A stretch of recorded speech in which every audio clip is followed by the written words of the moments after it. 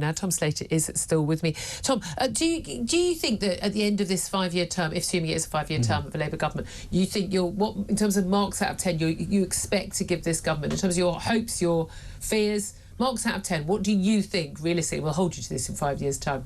Do you think you would be giving? I think I'd be pleasantly surprised if it was a 2 or a 3, you know.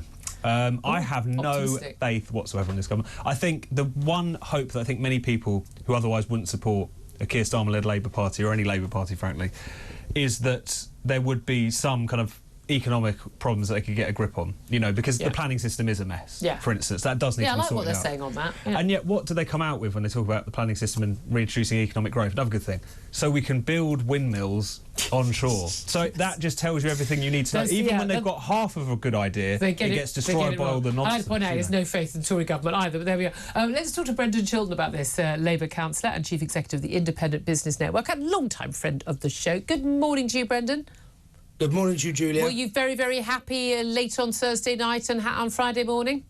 A new dawn has broken. Already people's morale is high and everything's fantastic. It's a new dawn and it's spitting out there where I am. Grey clouds. Where I am as well. How hopeful are you? A question I was put to Tom Slater, because I was saying on the show yesterday, look, you know, I love this country. I want this country to do well. This is the government. We accept democratic outcomes, and you know, it was a total rejection of the Tory government. It wasn't a great endorsement of Labour, but they're in. They've got the majority. Let's hope they do a decent job, frankly, because the country darn well needs it. What marks out of 10 do you think that this government is going to get at the end of 4 or 5 years? Well, I've got to say 10, haven't I? I don't think you believe that, though. I'm going out on a limb, Brendan. I think it's all going to depend, as was just said, on what Labour does with the economy. Because, frankly, we will not be able to afford to maintain our current standard of living or improve it, or pay for public services, improve the infrastructure of this country, which is crumbling, put the money into defence that we need to, as your previous speaker was just referencing to. We will not be able to do any of that unless we get growth in the economy, and that means driving up productivity. We've touched on planning. Of course, I know the initial announcement has been on onshore wind farms, but the actual national planning policy changes are going to be laid to, before Parliament, before the recess. I mean, and these are targets for House, but again, no higher targets than the Tories had, which they never met either. I mean, that's the concern. There's been a lot of talk. I mean, some of the ideas are good ideas. I think the net zero stuff is mad, as you know. But in terms of delivery, what hopes have we got? Because the Tories said a lot of good things. I kept saying in the morning, oh, that was a good announcement from Rishi Sunak, and then, you know, it just went absolutely to pot. What are your hopes that these people can actually deliver? There are a few members of the Shadow Cabinet, now Cabinet, who I rate. A few people I don't know very well, but you know, you're Chief Executive of the Independent Business Network. Most of these people have never run a business. They've been working in the public sector in some form all their lives. Can we have any real hope that these are the people to reform our public services, get up productivity and make everything work? Because on paper, it's not looking promising. Well, I think, as we say, we want every new government to succeed, and they will be judged by what they achieve. And if they want to remain in power, Julia, they're going to have to do it. And that's going to mean taking some decisions that are not necessarily ones that typically Labour governments are comfortable with taking. And that will include lowering corporate taxes, because at the moment we are seeing businesses leave this country. We have lost out. AstraZeneca, for example, built their plant in Ireland instead of building it here in the UK. It's a massive disincentive to inward investment. We've touched on planning. It's going to involve doing radical things like allow building to go on some parts of the Greenbelt. Now, Rachel, you've touched on that, but when you've got a parliament with 400 MPs, half of whom are now representing rural and semi constituencies, that is an enormous... They're facing exactly the same issues the Tories did when they backtracked on that. Although, again, I mean, we've seen, you know, members of the Cabinet out today pointing out a lot of this. It's these grey belts, really.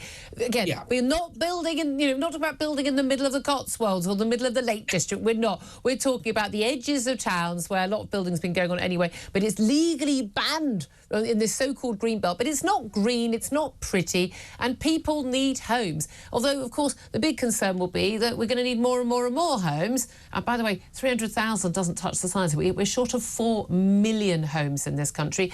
And although the government has said, oh, we're going to have, significantly reduce immigration, do you have any hopes that's what they're going to do? Because if they do want to build a load more homes, do you know what they're going to have to do probably in the short term?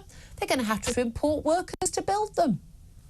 Well, there is a major problem in the UK construction industry in that you've got very much an ageing workforce, an industry that hasn't really adapted as others have with the use of technology and AI. And so you can only adapt so much. You still need someone to slap some mortar down and put a brick on it. I don't think we've got the robots to do that yet. Not quite. And that's where we need to refocus education, because at the moment, all we're telling young people is that they need to go into university, whereas we don't need that. What we actually need are more young people going into industry. That means re-diverting skills as well. Whether or not we will be able to achieve those house building targets remains to be seen. I'm going to tell you right now, you won't. I'll tell you that. I'll tell you that for free. If you do, amazing, but it's not going to happen. I'll tell you where also targets might not be met. People smuggling. We've already seen the first boat arrive. People smugglers apparently absolutely thrilled to pass the message on to people waiting in France that, the doors are wide open again. There's a possibility we're going to look at basically, 100,000 people being able to just in the backlog. Yeah, we're just going to go through. You know as well as I do, the vast majority of those are going to be given a tick, tick, you can stay, get off the books, that's fine. And that's going to be absolutely fine until, and it will happen, until someone is stabbed to death or raped by one of these people who's been given a sign-off with a cursory glance and is allowed to stay in this country. We know that's going to happen because it's happened before. It will happen again. And at that point, the public will be absolutely and quite rightly furious, and you know it. You're completely right, Julia. I'm not going to disagree with you there. And of course, I think I'm right in saying, in 89 of Labour's constituencies, reform are a very close second. Yeah. And of course, the number one issue that reform campaigned on in the general election was immigration. And so Labour have got to get to grips with this, because if we don't, we saw what Nigel Farage and reform were able to do in the matter of weeks. Imagine what they'll be able to do over the course of the next 4 years, with a proper party infrastructure, parliamentary support, etc. And so, as well as being an actual sensible economic and security issue we've got to deal with, the question of migration, for Labour, it's a major political issue as well. Absolutely. The reform, they're at our tails, and we've got to ensure we are able to see them off. Absolutely. Just finally, I must tackle the issue. The new Women's and Equalities Minister, Anneliese Dodds, doesn't apparently know what definition of woman is. She thinks sometimes it's an adult human female, but sometimes it's not. She's going to be reporting in Cabinet, but officially in Cabinet, the representative is Education Secretary Bridget Phillipson. She thinks it's OK for men, fully intact, but with a little piece of paper saying they're a woman, to use women's toilets. This isn't going to fly anymore, is it, this nonsense? When are Labour going to wake up on this stuff? Well, Julia, I'm pleased to say Anneliese is a friend of mine, but I do know. Tell her she's an idiot. Tell her she's an idiot. She's an insult to women. No, she's either an idiot or she's a liar. She knows what a woman is. So which is it? Is she an idiot or is she a liar? I don't think she's either. I think what she's trying... No. There are no other options. You can't possibly think that a definition of a woman changes different context. I personally don't. I think it's very obvious and clear what a woman is. So why on earth would she think anything different, unless she was either an idiot or she's lying about, pretending to believe that? Well, it's one of those issues which government ministers come under enormous pressure from a very small minority of people. There are some trans people that are obviously going through some trauma, and we've got to treat them well and respect them. That's got nothing whatsoever to do with the issue. No. And what we've got to do, I think, is be very clear on this. I'm very clear what a woman is. It's a person that's born with female reproductive parts and has them. It's an adult human female. That is the definition of what a woman is.